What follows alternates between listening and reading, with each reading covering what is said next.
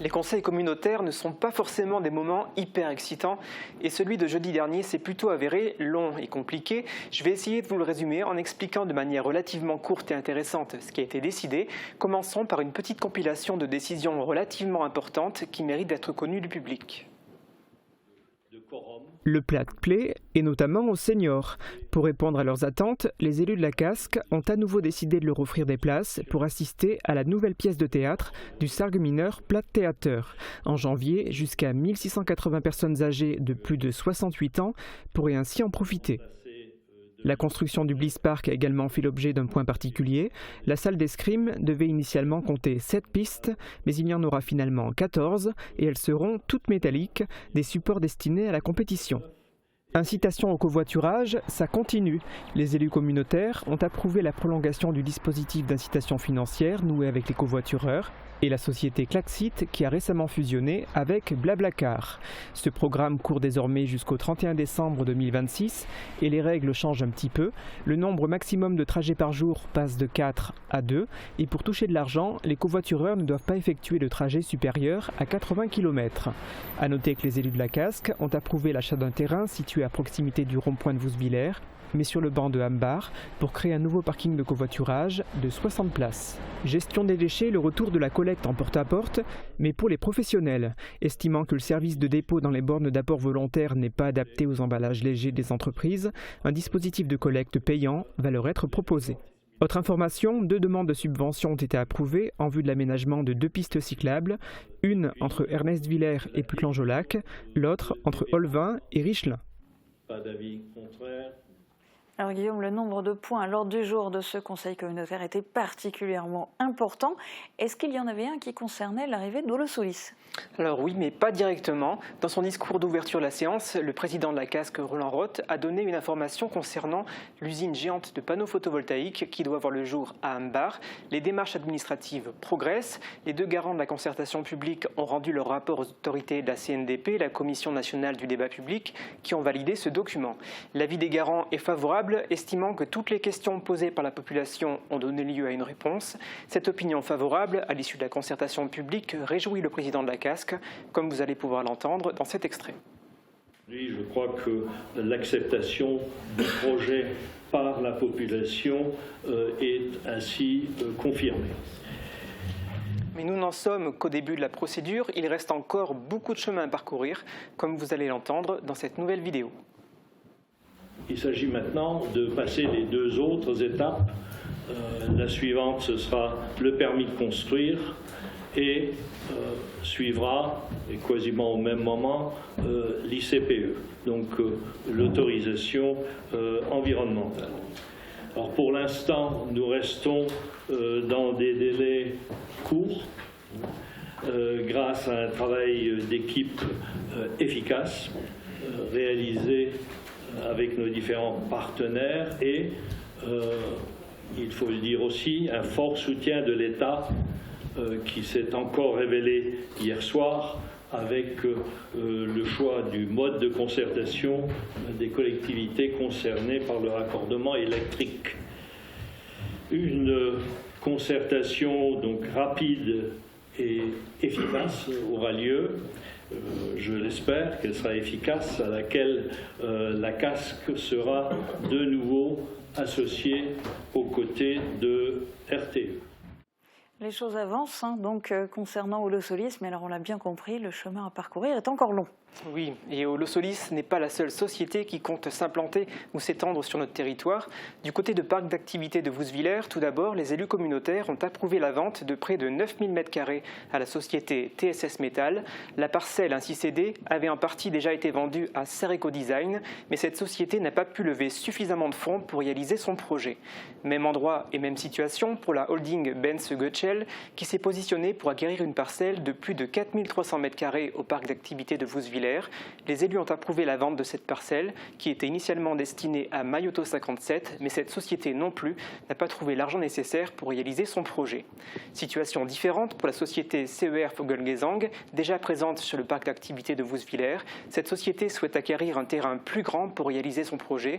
Plus de 3000 m² supplémentaires à ce qui était initialement prévu vont lui être vendus. Donc ça bouge et ça s'étend à Wouswiller. Et qu'en est-il de la zone artisanale de Roulin ? Là aussi, des projets de développement économique doivent être menés. Froid Est Énergie entend ainsi acheter à la Casques plus de 6 000 m². Les deux parties s'étaient déjà entendues en décembre 2021 pour une vente de terrain de 2 700 m². Mais depuis, le projet de la société a évolué. Et figure-toi que ce terrain de 2 700 m², initialement destiné à Froid Est Énergie, a trouvé un nouvel acquéreur en la personne morale de NPLoc, spécialisée dans le secteur de la logistique. Pour ce terrain-là, on est un peu dans une logique de « à toi, à moi ». Et alors, quid de Sarreguemines? Est-ce qu'il y a aussi des projets dans la ville? Oui, Continental veut réaliser une extension de 6 000 m² pour agrandir un bâtiment de 24 000 m², construit en 2014. Compte tenu du montant de cette extension, évalué à 6 millions d'euros, la Casques apporte sa garantie financière à ce projet.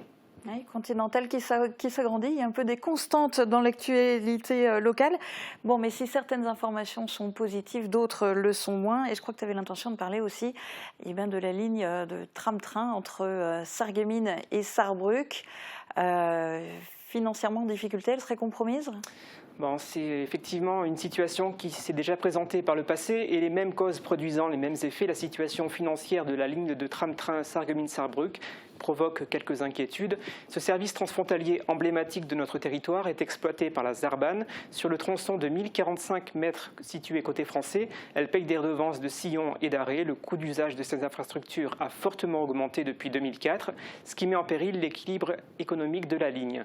Pour montrer son attachement à cette ligne franco-allemande, la communauté d'agglomération Sarreguemines-Confluence a décidé de mettre la main au porte-monnaie en appuyant une aide financière annuelle de 65 000 € par an en 2024 et pareil en 2025.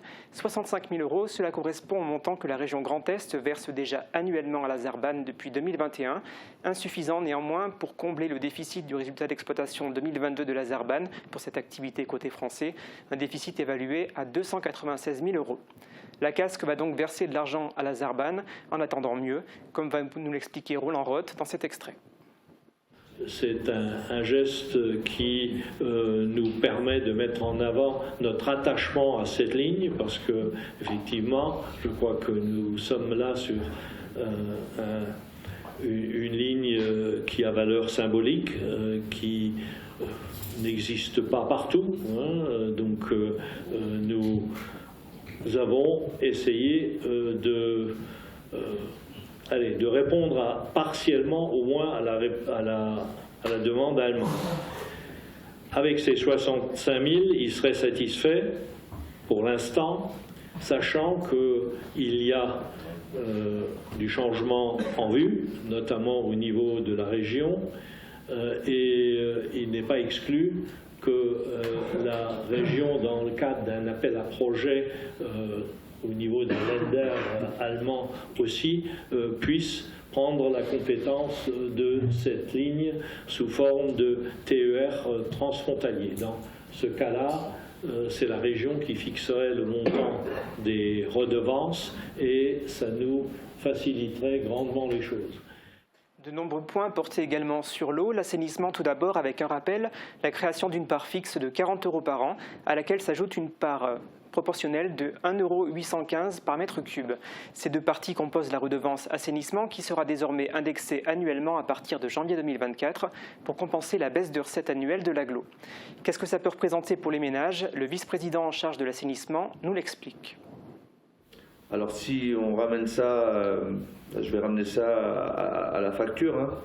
On a fait le calcul pour une famille de 5 personnes qui consomme en moyenne 120 mètres cubes d'eau par an. On est dans une année inflationniste, hyper haute. On prévoit, la projection donne un maximum de 1 € par mois d'augmentation pour 2024. Sachant qu'on est vraiment dans une année où on ne devrait pas dépasser ce montant dans les années futures. Ça devrait être plus bas que ça. Et qu'en est-il du côté de l'eau potable ? Alors, les communes de Houndelin et Dieplin sont aujourd'hui rattachées au service d'eau potable de la communauté de Forbach et elles vont intégrer la communauté d'agglomération Sarreguemines-Confluence, son réseau. Montant de la transaction, 120 000 € pour le réseau et 70 000 € pour le réservoir situé à Houndelin.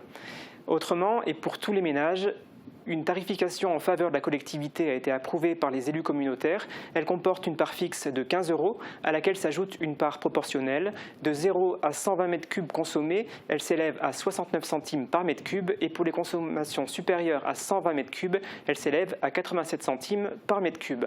À cela s'ajoute la redevance versée par les habitants aux délégataires chargés du réseau d'eau, en l'occurrence la SOR. Cette tarification devrait favoriser les ménages qui consomment moins de 120 m3 d'eau potable par an, comme va l'expliquer Roland Roth dans cet extrait. Avec cette tarification, et c'est intéressant malgré tout, le coût d'une facture d'eau de 120 m3 serait de 216,86 € contre 234,65 € actuellement. Un tarif unique de l'eau va être mis en place dans toutes les communes de l'agglo, mais progressivement sur 5 ans.